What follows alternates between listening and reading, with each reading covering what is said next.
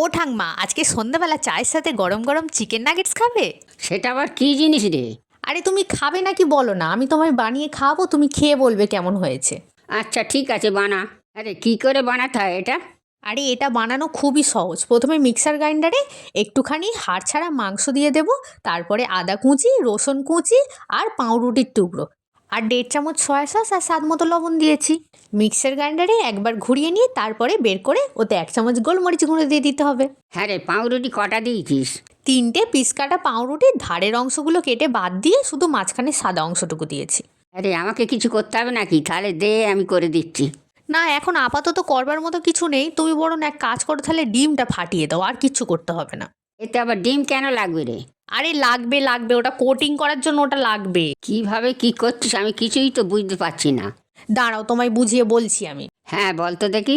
আরে ওই যে মাংসটাকে চারকোনা করে আকার দিয়ে রেখে দিলাম, তারপরে ওটাকে ময়দাতে একটুখানি মাখিয়ে নিতে হবে, তারপর ডিমের গোলাতে ডুবিয়ে তারপর ওটাকে ব্রেড ক্রাম্বসে মাখিয়ে নিলেই ব্যাস রেডি। আইজা ঠাংমা, ডিমে নুন দিয়েছিলে? আমার তো মনেই নেই তোমাকে বলার কথা। হ্যাঁ রে বাবা, নুন দিয়েছিলাম। চলো দেখি সবকটাকে তাড়াতাড়ি ব্রেড ক্রাম্বসে কোট করে ভেজে নেওয়া যাক। গরম গরম চিকেন নাগেটস আর চা খাওয়া হবে। হ্যাঁ, যদি আমি এগুনি কোনোদিন খাইনি, তোর কথা শুনে মনে হচ্ছে এগুনি ভালোই লাগবে। ঠাংমা গো, সবকটা চিকেন নাগেটস রেডি হয়ে গেছে, চলো দেখি এবার গরম গরম তেলে এগুলোকে ডুবিয়ে ভেজে নেওয়া যাক।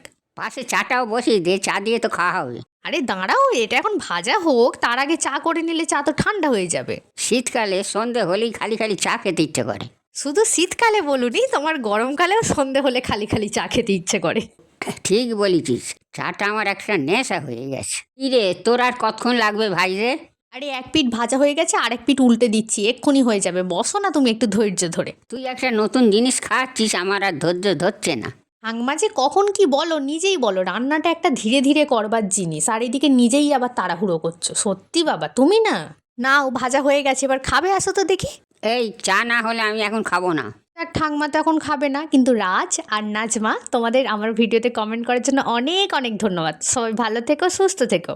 ভিডিও ভালো লাগলে একটা লাইক করে দেবে।